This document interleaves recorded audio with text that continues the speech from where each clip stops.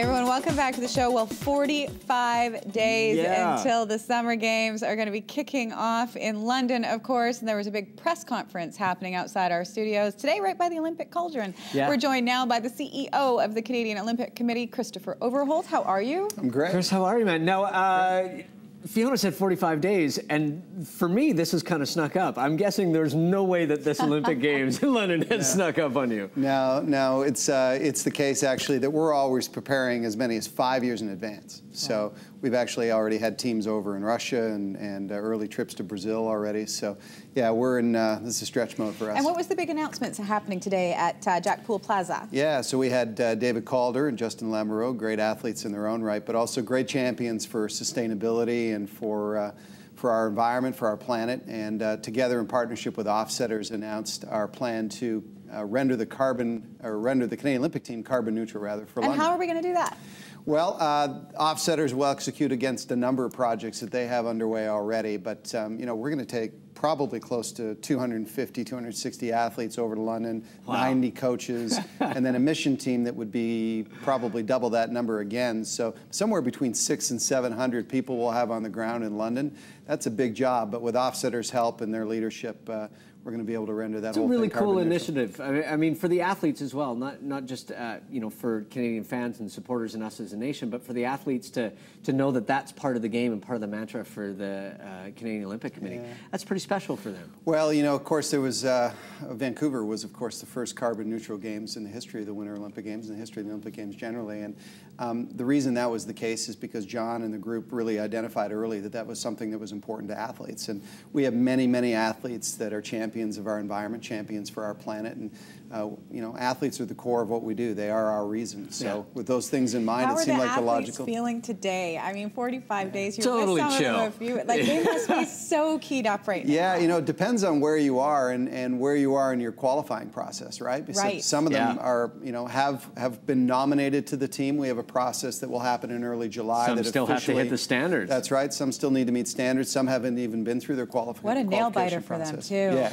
So depending on where you are, 10 years time. How interesting has this been for you? Because you have a deep history in sports and in organizations and making sure that all branches are working together. But this is big. I mean, the logistics of it, hearing you talk about the athletes, the number, just getting them over there, making sure that the situation is optimal for their success. This must be really interesting for you as someone who has such a history in sport. It's incredible. You know, I've had the fortunate opportunity to be attached to a lot of great properties, a lot of great events. We won't talk about the Toronto teams. No, separate from those things. You know, I was in Miami for a few years, and while I was there with the Dolphins, we hosted 2 Super Bowls and 4 Orange Bowls and a BCS championship.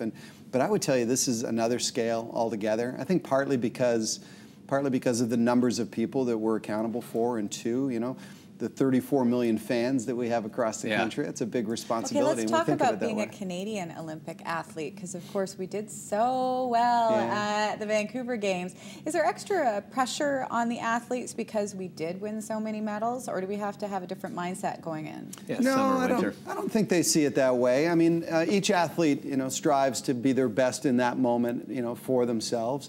We certainly don't think of it as an individual pursuit on the part of any one athlete. We're a team. We're one team. And in fact, what's been really great is to see the way our winter athletes have rallied around our summer team. I mentioned earlier we've got a send-off party planned in Toronto in the next couple of weeks for our summer team. And in attendance will be many of our winter athletes to send them off properly. They're heroes to us, of course, with their medals around their neck. So we have an ambitious goal.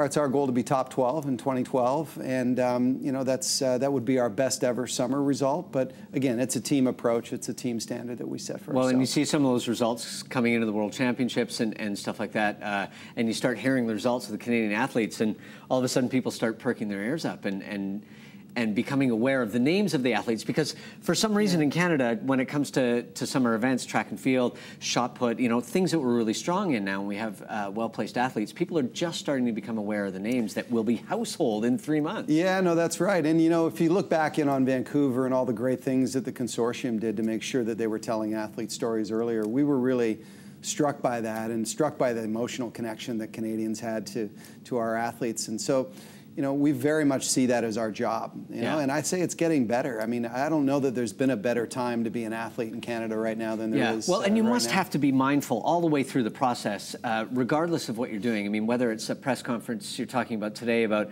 environmental stewardship, or whether it's getting the athletes there, it must be so important for the whole team that you build to always keep those people in mind, that this is what it's about. It's about this, the athletes and them having the optimal things around them for excellence. Well, that's exactly right, Mike. So, sport is our core business, and we like to think of our athletes. The Canadian Olympic team is our brand, and our athletes are at the heart of the brand. And you wouldn't have a difficult time finding anybody that would describe what we do inside the Canadian Olympic Committee in exactly that way.